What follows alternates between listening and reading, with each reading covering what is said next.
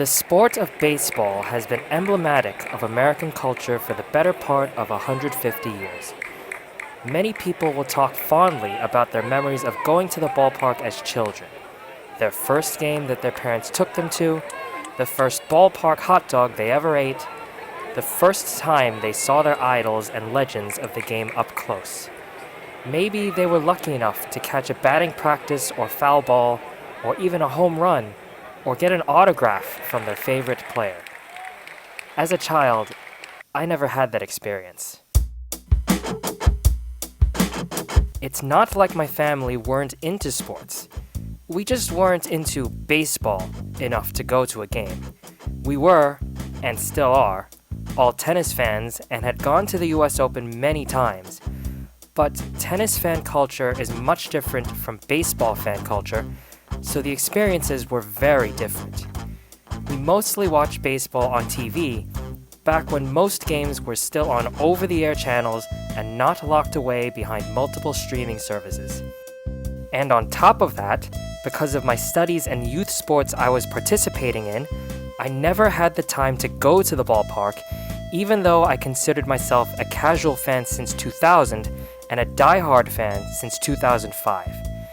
Even throughout high school, my afternoons and weekends were consumed by homework, SAT prep, and high school athletics. When the Yankees won the World Series in 2009, we were given strict orders that we were not to go to the ticker tape parade, which would instead be shown on a projector in the school cafeteria. So it wasn't until my freshman year of college that I actually experienced a game in person. The end of the college year coincides with the beginning of the baseball season, and in my dorm, there was a floor-wide raffle of Yankees tickets to celebrate. I didn't win myself, but one of the students who did had to cancel last minute and, knowing that I was a huge Yankees fan, gave their tickets to me instead. We gathered at the campus gate and off we went to the subway station, the only real way to get to Yankee Stadium for a city dweller. Walking into Gate 6 for the first time, seeing the players I had followed for the first time in person, it was like I was 15 years younger. CC Sabathia started the game, Andrew Jones hit a home run that landed under my section, Denard Span and Ron Gardenhire were ejected, and when the game was well in hand and people were starting to leave, a few guys to the right started chanting, "Beat the traffic!" The game had everything on top of the sentiments of the day. From then on, baseball had a bit of a mystique and aura about it, to borrow a phrase from a certain Yankees World Series run. When it boils down to it, sports are really a form of human expression, pushing the limits of the human body. Only the best, those who can throw and hit better than anyone else through both natural talent and hard work, can become larger than life. But baseball is a mental game too. The pitcher and catcher trying to outwit the batter, the manager making the correct tactical decisions to give his squad the best chance of winning. Eventually, though, through the actions of the commissioner of baseball and the owners of the teams, that mystique and aura started to wear away. You see, baseball has a bit of a demographics problem. Much of the fan base and the vast majority of owners and executives are white, male, and especially old. Okay, middle-aged. The sport itself is rather slow-paced, which makes it more suitable for an old-fashioned day out rather than a short highlight reel on Instagram. This is compounded by the fact that over the past 20 or so years, games have been getting longer and longer and longer, with some select 9-inning games getting to 4 hours or more. Generally, the league believes that this extremely long game time, combined with the stop-start nature of baseball, has been pushing younger fans to other sports where the exciting moments come thick and fast and never stop, and where after the game ends, they still have time to do other things that afternoon or evening. So how did MLB try to fix the problem? By implementing arbitrary rules that older and longtime fans felt were largely unnecessary, fundamentally changed the game, and most crucially, didn't solve the problem. Some of these rules were poorly enforced. When was the last time you saw an umpire call a strike on a batter who didn't get into the batter's box within a reasonable amount of time? Limiting the number of mound visits and forcing pitchers to pitch to at least 3 batters may have saved a few minutes. Minutes that were immediately tacked back on by longer commercial breaks for nationally televised games. And none of that solved the popularity problem among the younger fan base, as the league has consistently failed to promote its stars players and individual performances like the NBA. No star is bigger than the team, of course, but when Ohtani Shohei is the most exciting player in the game and gets very little meaningful coverage because he plays on a horrible Angels team that nobody cares about, you have a public relations problem. The way MLB handled the anabolic steroid scandal plays a big part too, especially with how they punish steroid use against other scandals. Anabolic steroids basically heighten your senses and allow you to build more muscle mass than you normally could, which is an unfair advantage over the rest of the players. To that end, a few players who used were punished in the initial wave, including Alex Rodriguez, who infamously fought the decision and was banned for a whole season, and several players per year since then have fallen afoul of the banned substance rule. Using substances to get an advantage over other players is, of course, cheating. But the league is doing this now without acknowledging that steroids probably saved baseball. After the 1994 strike, the future of baseball was in serious doubt, but the roided-up escapades of Barry Bonds, Sammy Sosa, and Mark McGwire, among others, provided so much entertainment that the crowds eventually did come back in numbers. Yet, MLB publicly continues to sweep its past sins under the rug in order to maintain the image that baseball has always been clean. Steroids have been banned in baseball since 1991. Was MLB incompetent enough not to know what was going on? Were they actively looking the other way as the crowds cheered for home run after home run? We'll never know. But all of a sudden, the game was not about the natural talents of the players, but instead about who could use performance-enhancing drugs to the greatest effect. Remember I said to compare how MLB punishes steroid use against other scandals. That brings us to the 2017 Astros sign-stealing scandal.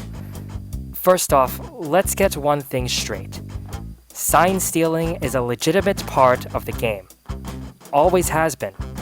If you, as a runner on second, can decode the opposing battery's signs and then can relay those signs to your teammates, that's their fault and their fault alone. Where it goes too far is if you use electronic devices like an Apple Watch to relay stolen signs faster than normal.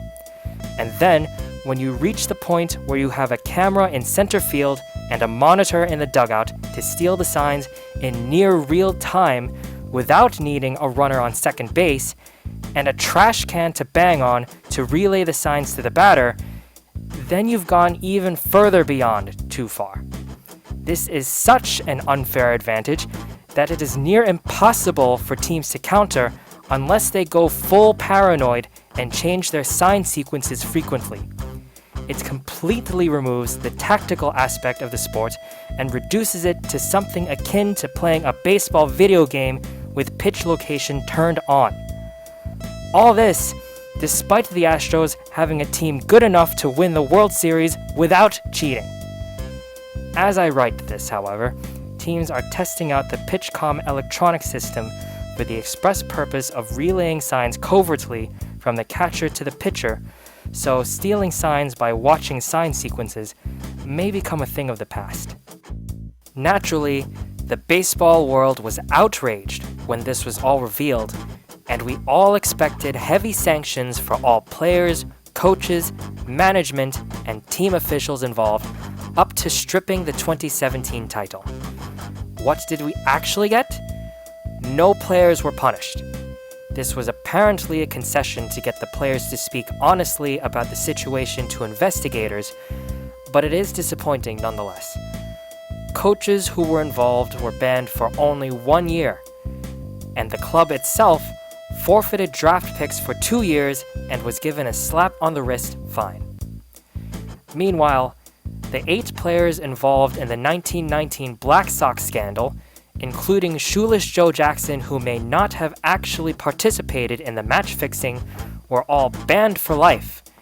And as mentioned before, Alex Rodriguez was banned for a year for steroid use after a long public trial.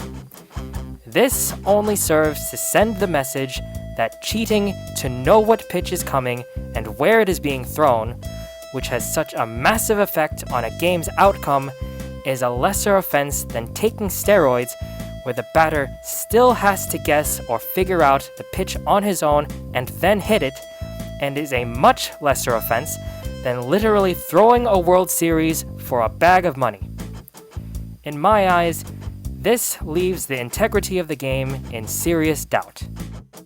All of this finally brings us to the lockout of 2022, which of course just ended and delayed the season by only a week. But we need to rewind to the summer of 2020, during the height of the pandemic, when the baseball season was paused. There were already rumblings of a potential work stoppage when the then current collective bargaining agreement expired, because the players felt they had been taken advantage of too much during the previous negotiations. This discontent spilled over into the negotiations for a shortened season, the arguments mainly boiling down to how many games would be played and how much money the players would make. This led MLB to force a 60-game season with prorated salaries on the players, which became one of many grievances the Players Union brought to the CBA negotiations in late 2021. Other grievances included a perceived free agent freeze, where free agents would go unsigned until the very end of the offseason in order to depress their values, teams using analytics in an attempt to underpay players as compared to their predecessors, and teams deliberately manipulating service time in order to squeeze an extra year out of a talented prospect for cheap, all while billionaire owners ran out poor, non-competitive teams for as little money as possible in order to pocket the money they would get from revenue sharing. The end of the year came and went without a resolution, and MLB and the owners locked the players out.